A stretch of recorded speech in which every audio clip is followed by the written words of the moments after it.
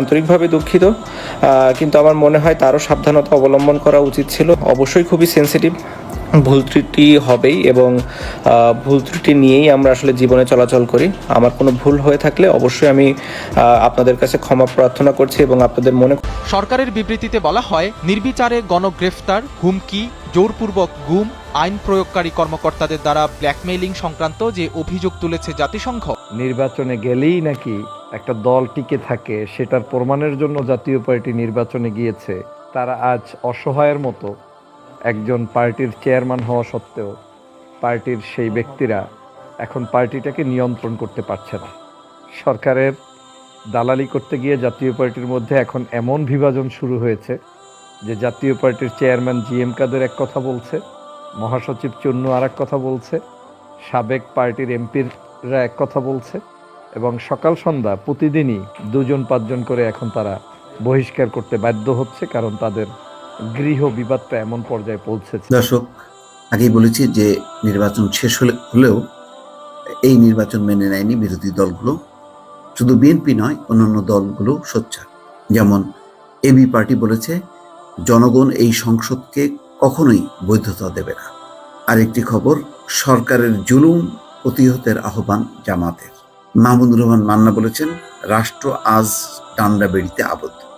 আমরা দেখি AB party কি বলেছে। এবি পার্টি প্রতিদিনই নানা ধরনের কর্মসূচি পালন করে যাচ্ছে অব্যাহতভাবে। খবরে বলা হচ্ছে জনগণ এই সংসদকে কখনোই বৈধতা দেবে না বলে মন্তব্য করেছেন এবি পার্টির আহ্বায়ক AFM সুলাইমান চৌধুরী। রোববার বিকেল 5টায় বিজয়নগরস্থ দলের কেন্দ্রীয় কার্যালয়ে এক লাইভ মিডিয়া ব্রিফিংয়ে তিনি এই মন্তব্য করেন। তিনি বলেন, দিন যত যাচ্ছে ততই 7ই জানুয়ারির নির্বাচনের আরো নিত্য নতুন জালিয়াতি ফাঁস হচ্ছে। বিভিন্ন বুদ্ধিজীবী, বিভিন্ন আন্তর্জাতিক সংগঠন, দেশ, তারা আছে তথ্য বিবৃতি দিচ্ছে, সাক্ষাৎকার দিচ্ছে। তাতে তারা বলছে যে এই নির্বাচনে ভোটের হার 5 থেকে 7% বেশি পড়ে নাই। তাহলে কি হচ্ছে? 93% মানুষ এই নির্বাচন প্রত্যাখ্যান করেছে।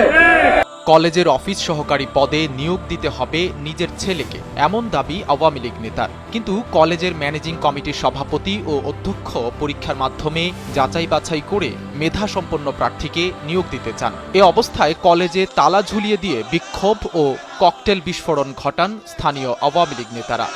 আসসালামু আলাইকুম। নির্বাচন নিয়ে গোপন তথ্য পাশ করলেন ডক্টর ফয়জুল হক। এদিকে নির্বাচন নিয়ে কঠিন তথ্য দিলেন সাংবাদিক মোস্তাক ফিরোজ। অন্যদিকে নির্বাচন নিয়ে অজানা সব খবর প্রকাশ। আজকে আপনাদেরকে আমি সবগুলো ভিডিও ফুটেজে প্রমাণ সহকারে দেখাবো, তাই বলছি অবশ্যই পুরো ভিডিওটি না টেনে মনোযোগ সহকারে দেখবেন, তাহলেই সবকিছু বুঝতে পারবেন ইনশাআল্লাহ। ভিডিওতে চলে যাবো তার আগে আপনাদের কাছে আমার ছোট্ট একটি অনুরোধ, আপনি যদি আমার চ্যানেলে নতুন দর্শক হয়ে থাকেন তাহলে অবশ্যই চ্যানেলটি সাবস্ক্রাইব করে পাশে থাকা বেল আইকনটি বাজিয়ে দিতে ভুলবেন না। আর যারা অলরেডি আমার চ্যানেলটি সাবস্ক্রাইব করেছেন তাদেরকে জানাই অসংখ্য ধন্যবাদ। তো দর্শক শ্রোতা, চলুন ভিডিওটি শুরু করা যাক। শুরুতে চলুন দেখে আসি নির্বাচন নিয়ে ডক্টর ফয়জুল হক কি বলেছেন সেই ভিডিও ফুটেজটি। আসসালামু আলাইকুম ওয়া রাহমাতুল্লাহি ওয়া বারাকাতুহু। পৃথিবীর যে যে প্রান্ত থেকে দেখছেন সবাইকে শুভেচ্ছা, অভিনন্দন। দ্রুত লাইভটি শেয়ার করে দিবেন। আজকে যে বিষয়টি নিয়ে আপনাদেরকে কথা বলতে চাই সেটা হচ্ছে সাম্প্রতিক সময়ে বাংলাদেশের শেখ হাসিনার অপরাজনীতিতে পড়ে একটি দল একেবারে চূর্ণ বিচূর্ণ হয়ে গিয়েছে। এক বাক্যে বলতে পারেন যে দলটি শেষ পর্যায়ে চলে গিয়েছে। দলের কোনো অস্তিত্ব বলতে এখন টিকানো মুশকিল। সেই দলটি হচ্ছে জাতীয় পার্টি। আমরা জানি যে অন্যায়ের সাথে যারা আপোষ করে চলে, যারা অন্যায়কে সবসময় প্রশ্রয় দেয়, তাদের আসলে শান্তি হয় না। যারা বিএনপির ক্ষতি করতে চেয়েছে, বাংলাদেশ জাতীয়তাবাদী দল থাকবে কি থাকবে না তা নিয়ে প্রশ্ন তুলেছে, নির্বাচনে গেলেই নাকি একটা দল টিকে থাকে, সেটার প্রমাণের জন্য জাতীয় পার্টি নির্বাচনে গিয়েছে। তারা আজ অসহায়ের মতো একজন পার্টির চেয়ারম্যান হওয়া সত্ত্বেও পার্টির সেই ব্যক্তিরা এখন পার্টিটাকে নিয়ন্ত্রণ করতে পারছে না। সরকারের দালালি করতে গিয়ে জাতীয় পার্টির মধ্যে এখন এমন বিভাজন শুরু হয়েছে যে জাতীয় পার্টির চেয়ারম্যান জিএম কাদের এক কথা বলছে, মহাসচিব চুন্নু আর এক কথা বলছে, সাবেক পার্টির এমপিরা এক কথা বলছে, এবং সকাল সন্ধ্যা প্রতিদিনই 2-5 করে এখন তারা বহিষ্কার করতে বাধ্য হচ্ছে, কারণ তাদের গৃহ বিবাদটা এমন পর্যায়ে পৌঁছেছে। আপনারা জানেন ইতিমধ্যেই জাতীয় পার্টির যারা নির্বাচন করেছে তারা প্রত্যেকেই তাদের নমিনেশন প্রত্যাহার করতে গিয়ে বলেছেন যে এই দলটি দুর্নীতি করেছে, সরকারের কাছ থেকে দালালি করে টাকা খেয়েছে এবং বিশেষ কিছু সুযোগ সুবিধা নেয়ার জন্য তাদের ওই ২৬ জন লোকেরা সেই নির্বাচন করেছে। এখন সেই ২৬ জন লোক থেকেও যখন পরাজিত হয়েছে, সেখান থেকে এখন এই ১১ জন ব্যতীত জাতীয় পার্টির ওই অর্থে আর কোনো মেম্বার আছে বলে আমার কাছে এই মুহূর্তে মনে হচ্ছে না। কারণ ২৬ জনের তালিকার ভুক্ত যারা নির্বাচন করেছে তারাও ইতিমধ্যে এই দলটার ব্যাপারে বিদ্রোহ ঘোষণা করা শুরু করে দিয়েছে।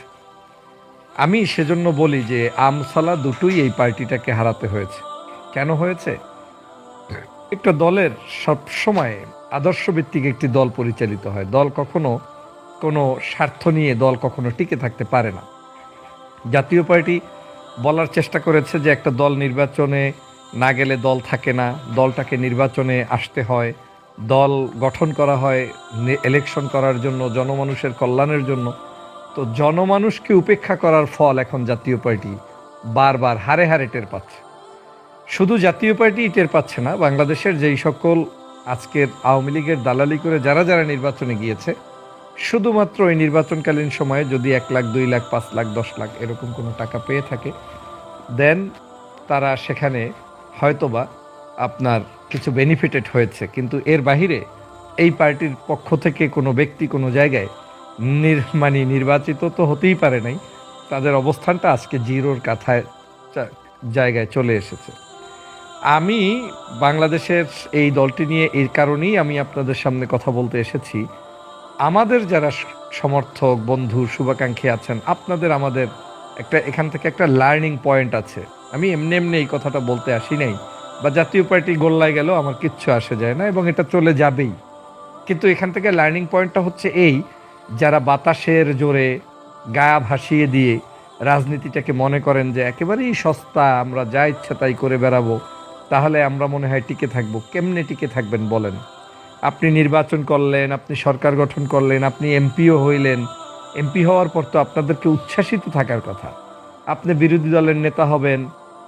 আপনি নির্বাচনে যাওয়ার আগেও শেখ হাসিনার পাও চেটেছেন। নির্বাচনে যাওয়ার আগেও আওয়ামী লীগের মহাসচিব থেকে শুরু করে আমির হোসেন আমুর বাসায় যাতায়াত করেছেন। রাতের বেলা ২.৫ ঘন্টা ৩ ঘন্টা মিটিং করে ২৬টা সিট আপনি কনফার্ম করেছেন। এত কিছুর পরেও এখন পর্যন্ত আপনি সংসদের বিরোধী দলের নেতা কি নেতা আপনি নিশ্চিত জানেন না। সবচেয়ে অবাক কাণ্ড দেখেছি আজকের, যখন জিএম কাদের সাহেব সাংবাদিকদের প্রশ্ন নেয়ার মতো ইমান নাই, মানে আমি বলতে পারি এটা ইমান, মানে শক্তি, তার স্পিরিটটা নাই, যে একজন সংবাদকর্মী তাকে কোশ্চেন করছে আর সে কোশ্চেনের উত্তর দিতে অপারগতা প্রকাশ করে সে ওই সাকিব আল হাসানের মতো পালিয়ে গিয়েছে। যেটা সাকিব গত ২-১ দিন আগে একটা ভিডিও ভাইরাল হয়েছে না, মানে ব্যর্থতার কারণে হোক, অযোগ্যতার কারণে হোক, অহংকারের কারণে হোক, তিনি হয়তো সেই সাংবাদিকদের প্রশ্নের উত্তর দেয়নি। সেম কাজটা আজকের জিএম কাদেরের ক্ষেত্রে ঘটেছে। কেন? রাজনীতি না জনগণের জন্য করছেন, রাজনীতি না সমাজের জন্য করছেন। আওয়ামী লীগের সাথে নির্বাচনে না গেলে নাকি দল ধ্বংস হয়ে যাবে তাই করছেন। তো দলটা এখন আরো ধ্বংস হলো কেন? আপনারা নির্বাচন না করলে বাংলার কোটি মানুষের হৃদয়ে অন্তত দেশপ্রেমিক দলগুলোর তালিকায় থাকতেন। যেমন চরমনার পীর সাহেবের দল। বাংলাদেশের এখন অনেক বিতর্ক বিভিন্ন সময়ে বিভিন্ন কার্যক্রমে বিভিন্ন দলের ক্ষেত্রে থাকে, কিন্তু এই নির্বাচনের জায়গায় যখন যারা ঐক্যবদ্ধ হয়েছে সবাইকে এখন জনগণ দেশপ্রেমিক দল হিসাবে আখ্যায়িত করেছে, তাদেরকে গ্রহণ করেছে। জামাত ইসলাম নির্বাচনে যায়নি, দলটা কি শেষ হয়ে গিয়েছে? চরমনায় যায়নি, দল শেষ হয়ে গিয়েছে। বিএনপি যায় নাই, দল শেষ হয়ে গিয়েছে। দল যায়নি, জনগণ সেটাকে অ্যাকসেপ্ট করেছে। যদি এমন হতো যে নির্বাচনটা ফ্রি, ফেয়ার এবং এক্সক্লুসিভ কোনো একটি ভালো নির্বাচন হতো, সেখানে যদি কোনো দল নির্বাচনে না যায় তাহলে দল শেষ হয়ে যায়। কিন্তু আজকের আমরা দেখলাম কি, জাতীয় পার্টি নির্বাচনে গিয়ে প্রত্যেকটি আসনে জামানত হারিয়েছে। প্রত্যেকটি আসনে আমি চ্যালেঞ্জ দিলাম, জামানত আছে এরকম ২৬ আসনের মধ্যে, মানে এর বাহিরে যতগুলো জায়গায় তারা দাঁড়িয়েছে, একটা জায়গায় ২২৫ জন প্রার্থী যারা প্রার্থীতে উড্ড করেছে, আপনারা কারো জামানত রক্ষা করতে পারবেন না। নাই, চ্যালেঞ্জ ছুড়ে দিলাম, পারলে কমেন্টস করেন। নাই। ২৬ আসনের মধ্যেও এই ১১ জন ব্যক্তি যারা এমপি হয়েছে, এর বাহিরে বাকিরা, তার মধ্যেও অনেককে জামানত হারাতে হয়েছে। হয়তো ২-১ জন থাকতে পারে জামানত না হারিয়ে তারা কন্টেস্ট করেছে, কিন্তু বাকিদের বেশিরভাগই জামানত হারিয়েছে। তাহলে এই যদি হয় আপনাদের নির্বাচনের কৌশল, সেই নির্বাচনের কৌশলে আমরা গুল্লি মারি, এগুলো আমাদের দরকার নেই। আমরা বাংলাদেশ জাতীয়তাবাদী দল কেমন, বিএনপির রাজনীতি কেমন, বাংলাদেশের বিরোধী মতের রাজনীতি কেমন, সেটা এদেশের জনগণ দেখেছে। এই দলটি সে কারণেই টিকে আছে। কেন টিকে আছে জানেন? গত 15 বছর পর্যন্ত অজস্র অগণিত হামলা, মামলা, গুম, খুন, হত্যা, রাহাজানি সব আওয়ামী লীগ আমাদের উপরে করেছে। তারপরেও শুধু টিকে আছে জনগণের কারণে। কারণ জনগণ চায়নি যে আমি শেখ হাসিনার অধীনে নির্বাচনে যাই। আজকে যদি বিএনপি নির্বাচনে যাইতো এগ্রিমেন্ট করে, তারা যদি চাইতো যে আমার এই বিরোধী দল হলেও চলবে, তাহলে এই বিরোধী দল তো বিএনপি আরো গত 3টা টার্মই নিতে পারতো, তাই না? কিন্তু সেই বিএনপি তো আপনাদের মতো এই সকল মুসলেকার রাজনীতি করে না, বিধায় দলটা এখনো টিকে আছে। একটা দলের স্বতন্ত্রতা তখনই ধ্বংস হয় যখন আপনি আরেকজনের পেটে চড়ে নিজের অস্তিত্বকে বিলীন করে দেন, তখনই আপনার ধ্বংস হয়ে যায়। এই জাতীয় পার্টি ধ্বংস হয়েছে তখনই যখন 2014-18 এই অবৈধ নির্বাচনগুলোকে পাশ কাটিয়ে, মানে তারা এই নির্বাচনগুলোতে অংশগ্রহণ করে মানে জনগণকে পাশ কাটিয়ে তারপরে গিয়েছে, তখনই তারা ধ্বংসের দ্বার প্রান্তে চলে গিয়েছে। প্রিয় বন্ধুরা, আমার প্রিয় সহযোদ্ধা ভাই বোনেরা, আজকের নিজের ঘরে নিজেরাই ধ্বংস হচ্ছে। আমি প্রতিটা সেকেন্ড দেখছি যে এখন কমিটি স্থগিত করতেছে, ঢাকার কমিটি, বড় বড় নেতা। এবং এখন সম্ভাবনা আছে জাতীয় পার্টি, যদি আমি মিস্টেক না করি, তাহলে বাংলাদেশে এই মুহূর্তে এক্সিস্টিং জাতীয় পার্টি সম্ভবত 4টা। জাতীয় পার্টি এরশাদ সাহেব, তারও বেশি হবে, নামে বেনামে তো আরও আছে জাতীয় পার্টি। আপনারাও কমেন্টস করে জানাতে পারেন কার কার আছে। যতটুকু জানি ফিরোজ কাজী মানে কি বলে এটাকে, সম্ভবত ওনার নাম কাজী সহ নাম লাগানো আছে, মরহুম কাজী জাফর সাহেবের একটা জাতীয় পার্টি আছে, উনি মারা গিয়েছেন। তারপরে আন্দালিব রহমান পার্থদের একটা জাতীয় পার্টি আছে। তারপরে হচ্ছে আপনার জাতীয় পার্টি মঞ্জু আছে, জাতীয় পার্টি এরশাদ আছে, জাতীয় পার্টি এখন রওশন আছে, জাতীয় পার্টি এখন জিএম কাদের আছে, জাতীয় পার্টি আপনার কি বলে মানে বিদিশা এরশাদ আছে। এখন জাতীয় পার্টি আরও নতুন করে কয়েকটা জাতীয় পার্টি নতুন করে দানা বাঁধা শুরু করেছে। অতএব এই ফ্যাসিবাদের অধীনে নির্বাচনে না গিয়ে বাংলাদেশ জাতীয়তাবাদী দল একটা সঠিক সিদ্ধান্ত নিয়ে জনগণের মানদণ্ডে জনগণের কাতারে দাঁড়িয়ে আছে। লোভে পাপ পাপে মৃত্যু, এই শব্দগুলো আমাদেরকে অনেক সময় অনেক কিছু শিখিয়ে যায়, কিন্তু আমরা গ্রহণ করতে জানি না। আমরা সহসা সব কিছু পেতে চাই। এই সহসা পেতে গিয়ে যে মানুষ জিহ্বা পুরে ধ্বংস হয়ে যায়, মুখ পুরে ধ্বংস হয়ে যায়, ঠোঁট পুরে ধ্বংস হয়ে যায়, এই জ্ঞানটা আমরা হারাতে বসেছি রাজনৈতিক অঙ্গনে। আজকের জাতীয় পার্টি মনে করেছে যে আওয়ামী লীগ আমাকে ওই আগের মতো করে আওয়ামী লীগ যে একটা বেঈমান, আওয়ামী লীগ যে একটা মানুষের সাথে প্রতারণার দল, সেটা তো প্রমাণ হয়েছে। তার নিজের লোকদেরকে তিনি নির্বাচনে হারিয়েছেন। এবার হাসানুল হক ইনু, এরপরে তাদের রাশেদ খান মেনন, তারপরে তাদের 14 দলের পক্ষ থেকে 6টা সিট যে ভাগযোগ করে পেয়েছে, তারা পর্যন্ত আজকের বাংলাদেশের প্রত্যেক জায়গায় বলছে তাদেরকে সরকার ঠগিয়েছে, বিশেষ ইলেকশন মানে পলিসির মাধ্যমে তারা ঠকছে। তো এখান থেকে কি দাঁড়ায় যে আওয়ামী লীগ ঘরে বাইরে সব জায়গায় মুনাফেক। অতএব আজকের এই যারা ঠোঁট পোড়া বেশি খাইতে গিয়ে, লোভে পাপ করতে গিয়ে আপনারা যারা একেবারে বিরোধী দলটল হয়ে যাবেন, সংসদের বিশাল কিছু করবেন, কতদিনের জন্য? উকিল আব্দুস সত্তার সাহেব এমপি হয়েছিল 4 মাস, মারা গিয়েছেন, আল্লাহ তাকে জান্নাত নসিব করুক, আমার কোনো ক্ষোভ নাই, কিন্তু বাংলার মানুষের কোনো ভালোবাসা অর্জন করে যেতে পারেন নাই। আপনি জাতীয় পার্টি এই সংসদে এসেছেন, সর্বোচ্চ লাভ করলে আপনি এই 1-2 মাস আপনি ক্ষমতায় থাকতে চান, এই তো। এই সরকার যেদিনই পড়বে সেই মুহূর্ত থেকে আপনি তো বিলীন হয়ে গেলেন। এখন বিলীন বলতে এখনই বিলীন হয়েছেন, কিন্তু হয়তো সংসদে আপনি একটা গাড়ি টাড়ি কেনার সুযোগ সুবিধা পাবেন, একটা বাড়ির একটা সুযোগ সুবিধা পাবেন, হয়তো শরীফা কাদেরকে আপনি মহিলা এমপি বানানোর একটা কোটা ভিত্তিক কিছু পাবেন, এই তো। আর কি? এতটুকুতে যদি দুর্নীতি না করেন, তাহলে আপনি হয়তো এখান থেকে যতটুকু বেতন পান, এতটুকু আপনি যে কয় টাকা বেতন পান তার চেয়ে আমার ইনকাম ডক্টর ফয়জুলের মান্থলি বেশি। আপনি কয় লাখ টাকা একজন এমপি হয়ে ইনকাম করতে পারবেন? শান্তি জিনিসটা তো গড গিফটেড। এই যে বাংলাদেশের অনৈতিক রাজনৈতিক চর্চা, সেই চর্চার জায়গাটাই আমাদেরকে আজকে রাজনীতিবিদদেরকে প্রশ্নবিদ্ধ করেছে, দেশটাকে আজকের ধ্বংসের দ্বার প্রান্তে নিয়ে গিয়েছে। যাই হোক, জাতীয় পার্টি ধ্বংস হলে আমি ব্যক্তিগতভাবে আমার কিচ্ছু আসে যায় না, কিন্তু জাতীয় পার্টির এই ধ্বংসের দ্বার প্রান্তর জায়গা থেকে বাংলার মানুষের জন্য একটা মেসেজ আছে যে এই মির্জাফররা যুগে যুগে মির্জাফরি করেছে, কিন্তু শেষ হয়ে যাবে, শেষ হয়ে গিয়েছে, ভবিষ্যতেও শেষ হয়ে যাবে। অতএব আসুন প্রিয় সহযোদ্ধা ভাই বোনেরা, দেশ বিদেশে যারা রয়েছেন, আমাদেরকে সংগ্রামী ভূমিকায় পালন করতে হবে দেশের জন্য, মানুষের জন্য। খেতে পারি না খেতে পারি, মানুষের কল্যাণে কথা বলতে হবে, আমৃত্য আপনি একটা নীতি এবং আদর্শের উপরে থাকতে হবে। এদেশের বহু মানুষ আছে যারা অনেক বামপন্থী মানুষকে দেখলেও সালাম দেয়। কেন দেয়? উনি ওনার আদর্শ নিয়ে রাজনীতি করছে, ওনার সাথে আমার আদর্শিক দ্বন্দ্ব থাকতে পারে, কিন্তু লোকটা একটা আদর্শের উপর বিশ্বাস করে চলছে। আজকে যারা ডানপন্থীর রাজনীতি করেন কিংবা জাতীয়তাবাদ ইসলামী মূল্যবোধে বিশ্বাসী শক্তির পক্ষে কাজ করেন, আপনাদেরকেও সেই কাজটা যখন গ্রহণ করে চলতে পারবেন, জনগণ আপনাকে বিশ্বাস করবে। জনগণ যখন অবিশ্বাস করবে, তখন সেই দলের অস্তিত্ব থাকবে না।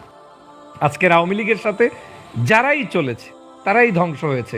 স্বয়ং আওয়ামী লীগই ধ্বংস হয়েছে যুগে যুগে 4 বার, যে বিষয়ে আমি বহুবার টকশোতে কথা বলেছি, যে এই দলটার সাথে আপনি চললে আপনিও ধ্বংস হবেন। আর এই দলটা এমন একটা দল যারা নিজেকে নিজেরা ধ্বংস করে, যেমন 1973-এর পরবর্তীতে বাংলাদেশে বাকশাল কায়েম করে সমগ্র এই দেশটাকে ধ্বংস করেছে এই আওয়ামী লীগ। নিজের দল আওয়ামী লীগকে বিলীন করে দিয়ে কেউ কোনোদিন বাকশাল করে? সেটা এই আওয়ামী লীগ করেছে। অতএব যারা নিজের দলকে গ্রহণ করতে পারে না, রক্ষা করতে পারে না, তাদের কাছ থেকে আপনি বাংলাদেশের জাতীয় পার্টি, ভিন্ন দল, এদেরকে রক্ষা করবেন এই আশা করেন কিভাবে? এমন একটা সংসদ এখন চলছে যে সংসদে একটা বিরোধী দল নাই, একটা বিরোধী নেতা নাই। একজন শেখ হাসিনা নিজে জানে না who is going to be a opposition leader for this government. Nobody knows. আজকে কেউ জানে না। তাহলে সেই জায়গার অপশক্তির অপরাজনীতিতে আমাদেরকে মাথা ঘামালে চলবে না, আমাদের সেখান থেকে বের হয়ে আসতে হবে। আমার বিশ্বাস বাংলাদেশের জনগণের বিজয় সুনিশ্চিত। এদেশের জনগণ ঐক্যবদ্ধ, যেমনিভাবে এই ঐক্যবদ্ধ প্ল্যাটফর্ম এগিয়ে যাচ্ছে, এটা যদি চলমান থাকে আমরা আমাদের বিজয় অর্জন করব। আসুন বাংলাদেশের সকল মানুষের কল্যাণে আমরা কাজ করি। আর যারা যারা জাতির সাথে বেইমান করেছে তারা বিলীন হয়ে যাক, যেথায় যাক, যেমনে যাক, এগুলা যেতেই থাক, কোনো সমস্যা আমাদের নেই। ইতিমধ্যেই ওদের ঘরে ওদেরই আগুন লাগা শুরু হয়েছে। আওয়ামী লীগের জোটের লোকেরাই আওয়ামী লীগকে মোনাফেক বলছে, আওয়ামী লীগের লোকেরাই আওয়ামী লীগকে খারাপ বলছে, জাতীয় পার্টির লোকগুলো এই জাতীয় পার্টির বিরুদ্ধে বিদ্রোহ করছে। আর শত কোটি টাকা ইনভেস্ট করেও আমার বিএনপির একজন ইমানদার মানুষের কলব নষ্ট করে ওরা দল ভাঙতে পারে নাই। এর চেয়ে বড় অ্যাচিভমেন্ট আমাদের কিচ্ছু থাকতে পারে না। তোরা সরকারে গিয়েও দল টিকাইতে পারো না, আর আমার দল জেলে গিয়েও দল টিকে আছে। এটাই হচ্ছে একটা আদর্শবাদী দলের পরিচয় এবং আদর্শবাদী নেতাদের পরিচয়। অতএব আমাদের উপরে ঝড়ঝাপটা যাই এসেছে, আমরা সহ্য করে সামনের পথে এগিয়ে যাব ইনশাআল্লাহ। সবাই ভালো থাকবেন, সুস্থ থাকবেন। আল্লাহ হাফেজ। আসসালামু আলাইকুম ওয়া রাহমাতুল্লাহি ওয়া বারাকাতুহু। আশা করছি আপনারা পুরো ভিডিওটি মনোযোগ সহকারে দেখেছেন এবং সেখানে নির্বাচন নিয়ে ডক্টর ফয়জুল হক কি বলেছেন তাও বুঝতে পেরেছেন। এই বিষয় নিয়ে যদি আপনাদের কোনো মতামত থাকে তাহলে অবশ্যই তা কমেন্ট করে জানাতে পারেন। এখন চলুন দেখে আসি নির্বাচন নিয়ে সাংবাদিক মোস্তফা ফিরোজ কি বলেছেন সেই ভিডিওটি। দর্শক, আগেই বলেছি যে নির্বাচন শেষ হলেও এই নির্বাচন মেনে নেয়নি বিরোধী দলগুলো।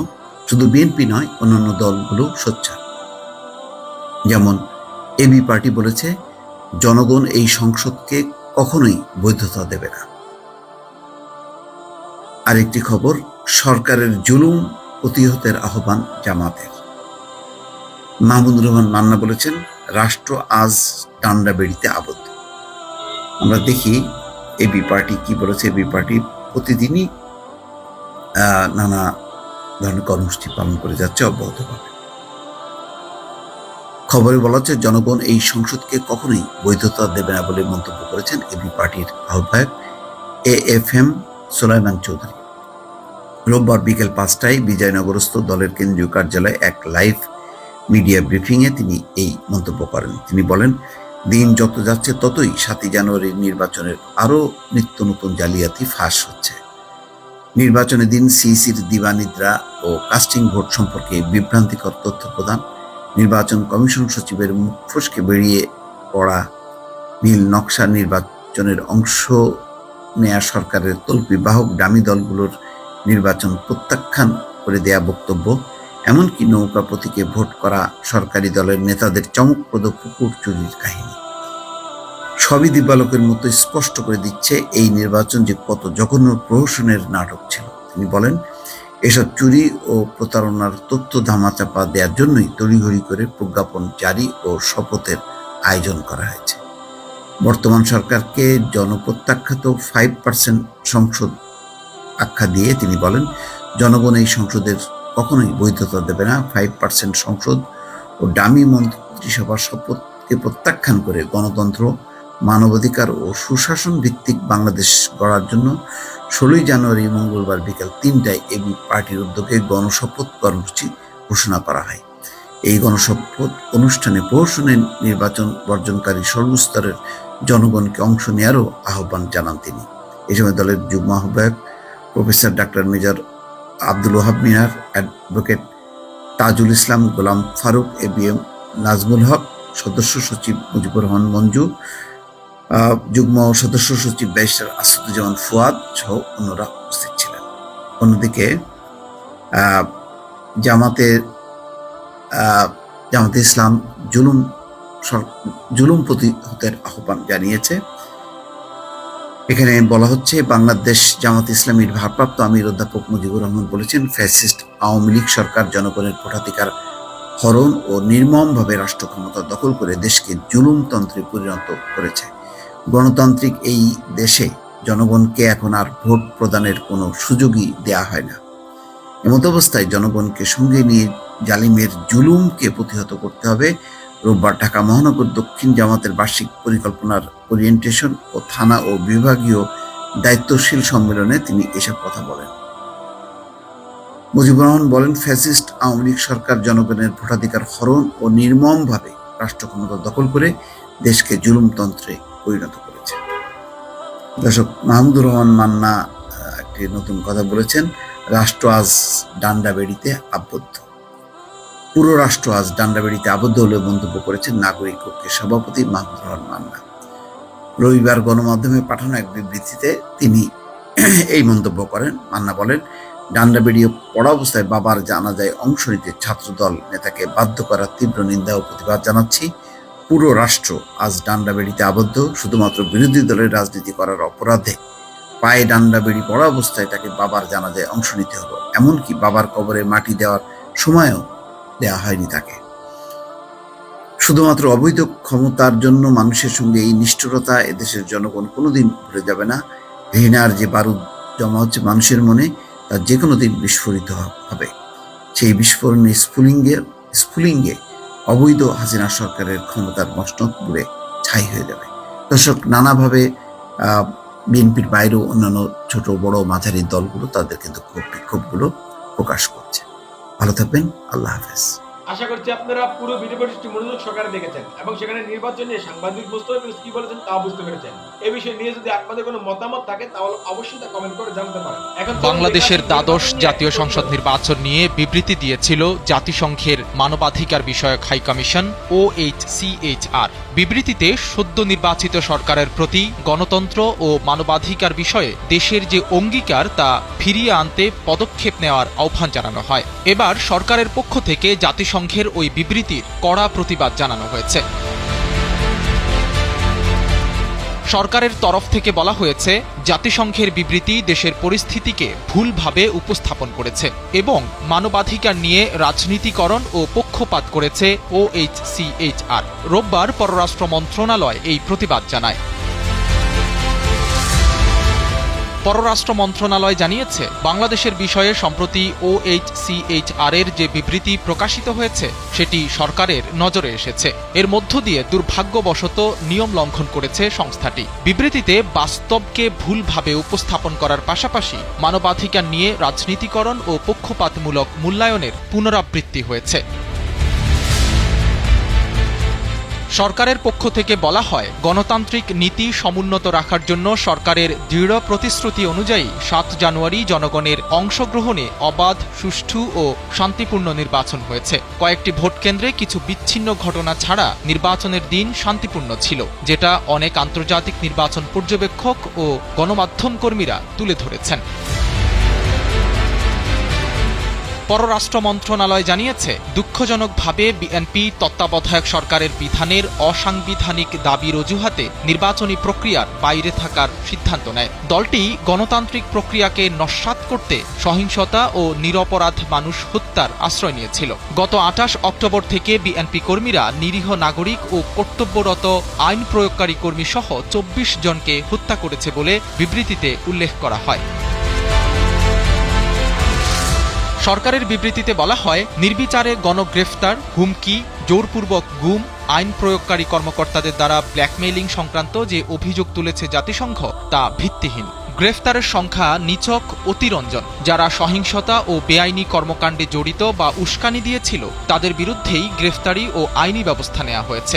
আইনের শাসন বজায় রাখতে ও সব নাগরিকের অধিকার রক্ষার জন্য এই ব্যবস্থা গ্রহণ প্রয়োজনীয় ছিল।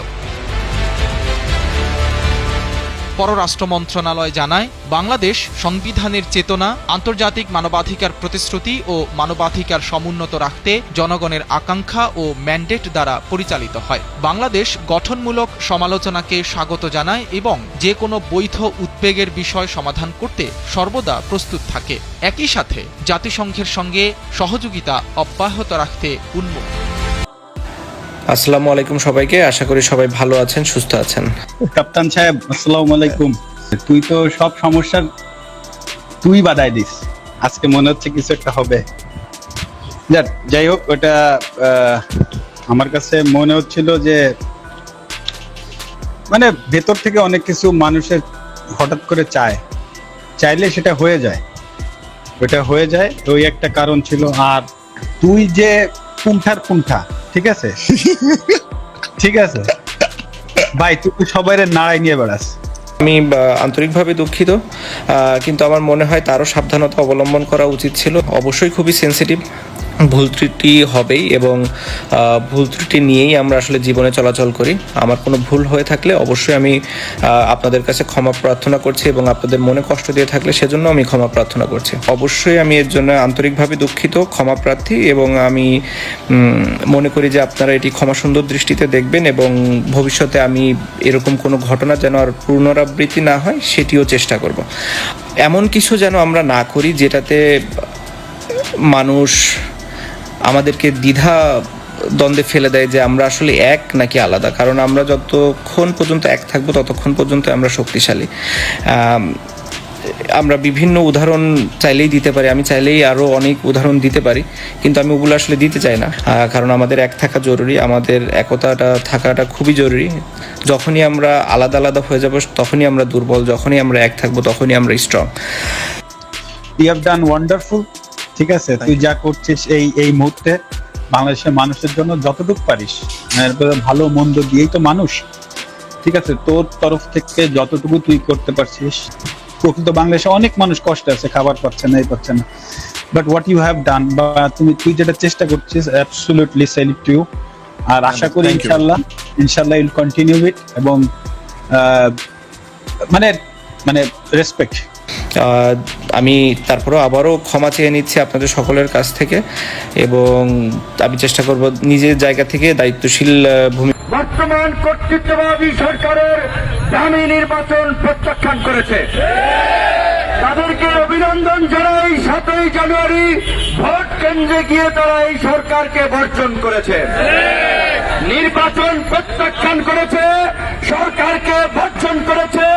এখন আমাদের গণতন্ত্রের আন্দোলন করতে হবে।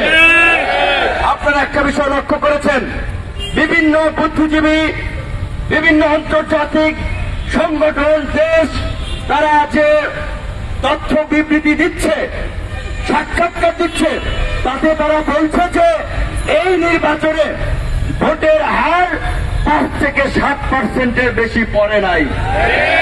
তাহলে কি হচ্ছে? 93% মানুষ এই নির্বাচন প্রত্যাখ্যান করেছে। আপনারা চিন্তা করেন, তাহলে যেখানে 93% মানুষ এই নির্বাচন প্রত্যাখ্যান করেছে, এই জনবিচ্ছিন্ন সরকারকে ওই পার্লামেন্টে বসতে দেওয়া হবে না। এই দামি পার্লামেন্ট ভেঙে দিয়ে অনতিবিলম্বে আমরা জনগণের পার্লামেন্ট নির্বাচনের দাবি জানাই। সরকারকে আমরা বলতে চাই, যতই ধোঁকাবাজি করেন, প্রতারণা করেন, পশ্চিমা রাষ্ট্রগুলো নির্বাচনের আগে যেভাবে বলেছিল তারা বাংলাদেশে আবার সুষ্ঠু নিরপেক্ষ নির্বাচন চায়, অংশগ্রহণমূলক নির্বাচন চায়, নির্বাচনের পরেও কিন্তু বিবৃতি দিয়ে একইভাবে তারা বলছে this election was not free, fair, credible and participatory। তারা কিন্তু পরিষ্কারভাবে বলছে এই নির্বাচন সুষ্ঠু এবং অংশগ্রহণমূলক হয় নাই। অনেক দেশ স্পষ্টভাবেই বলছে বিরোধী দলের 20-25-10,000 যাদের কাছে যে ডেটা ছিল, বিরোধী দলের নেতা কর্মীদেরকে গ্রেপ্তার করে কারাগারে নিয়ে এই নির্বাচনের গণতান্ত্রিক এক্সপ্রেস মানুষের ভোটাধিকারের পক্ষে রুদ্ধ করেছে, সেটা তারা পরিষ্কারভাবে বলছে। সুতরাং আপনারা অন্তত ভালো করেই জানেন আপনারা কতটা জনবিচ্ছিন্ন, আপনারা কতটা জনসমর্থনহীন। আপনারা স্বতন্ত্র প্রার্থী দাঁড় করিয়েছেন, 2,000 কোটি টাকা খরচ করেছেন নির্বাচনী উৎসব করার জন্য, কিন্তু নির্বাচনী উৎসব হয় নাই, এটি প্রহসন হয়েছে এবং জনগণ এই প্রহসন প্রত্যাখ্যান করেছে।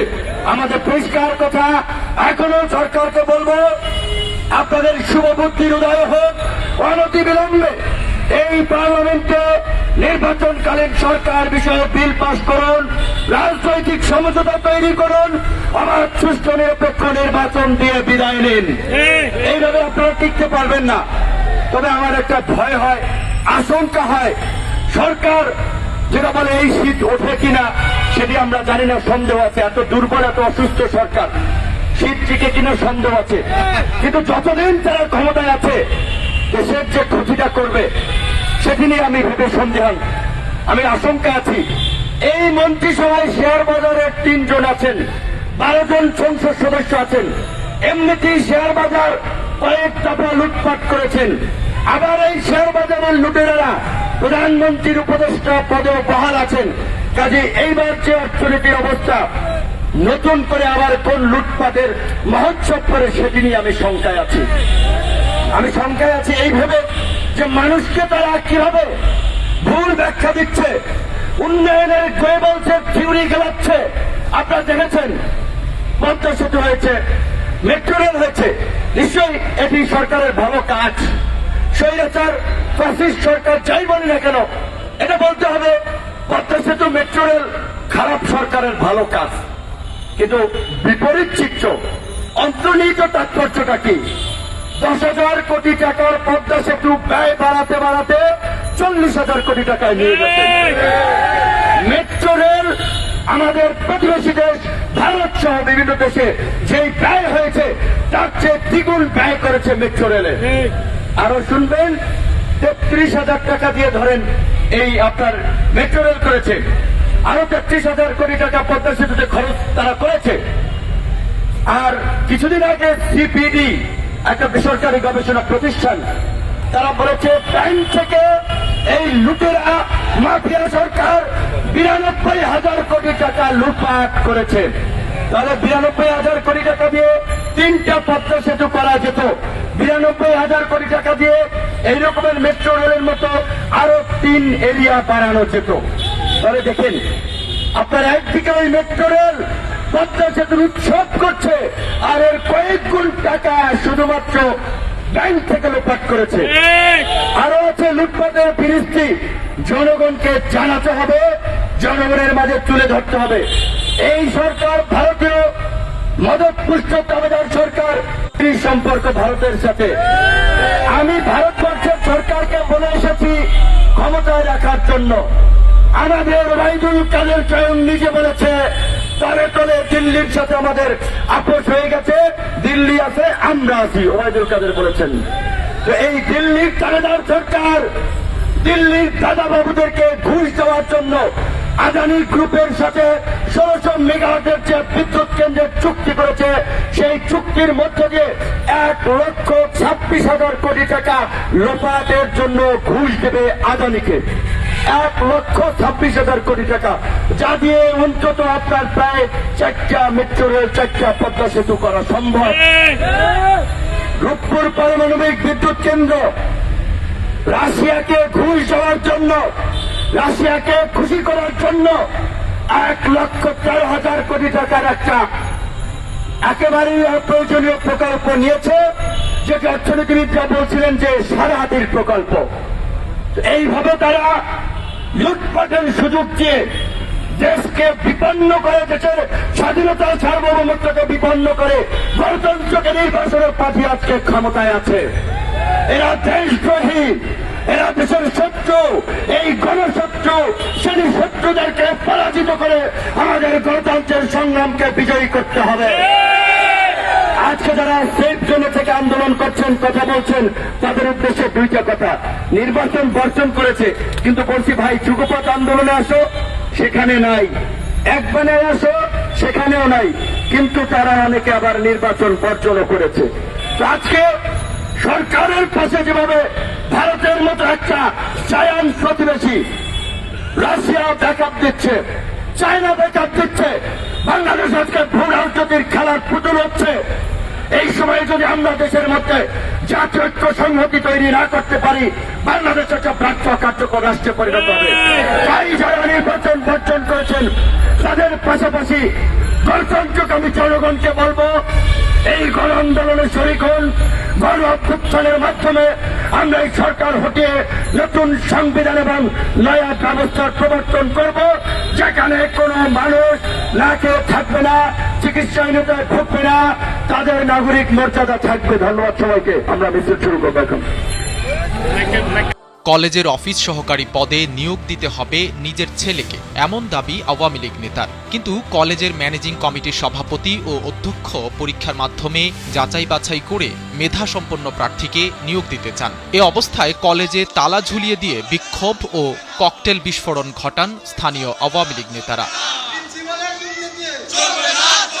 বৃহস্পতিবার এই ঘটনা ঘটে সিরাজগঞ্জ সদর উপজেলার বাগবাটি ইউনিয়নের ফুলকোছা কলেজে। কলেজটির অফিস সহকারী কাম হিসাব রক্ষক ও অফিস সহকারী কাম কম্পিউটার অপারেটর পদে নিয়োগের জন্য বিজ্ঞপ্তি দেওয়া হলে ৩২ জন প্রার্থী আবেদন করেন।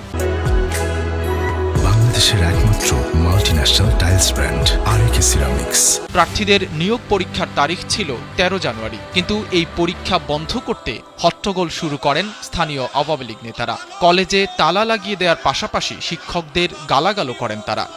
এর মধ্যে ওরা ১০-১৫ জন এসে এরকম হামলা হইল, ওই ফটকা ফুটাইলো, আশা ধরে ধুমুক দিল, হে ছাত্রছাত্রী নিয়ে বাইরে গেল ছিল, আমি এখানে একলাই দাঁড়ায় থাকলাম। এই নিয়োগকে কেন্দ্র করে কতিপয় লোকজন কলেজে এসে তালা দেয় এবং প্রিন্সিপাল স্যারকে অকথ্য ভাষায় গালিগালাজ করে এবং ছাত্রছাত্রীদেরকে বের করে দেয় কলেজ থেকে। নিয়োগ প্রক্রিয়ার কাজ চলছিল, এর মধ্যে এলাকার কিছু দৃষ্টির ছেলে পেলে এসে আমাদের কলেজে অরাজকতা সৃষ্টি করে, মানে ভিত্তিহীন কাজ করা শুরু করে। এতে আমাদের কলেজের শিক্ষক, ছাত্র ছাত্রী আমরা সবাই নিরাপত্তাহীনতায় ভুগছি এবং আতঙ্কে আছি। আমরা কলেজের শিক্ষক শিক্ষিকা ছাত্রছাত্রী সকলেই একটা ভীতিকর পরিস্থিতির মধ্যে অবস্থান করতেছি। আমরা এটার একটা আশু সমাধান চাই।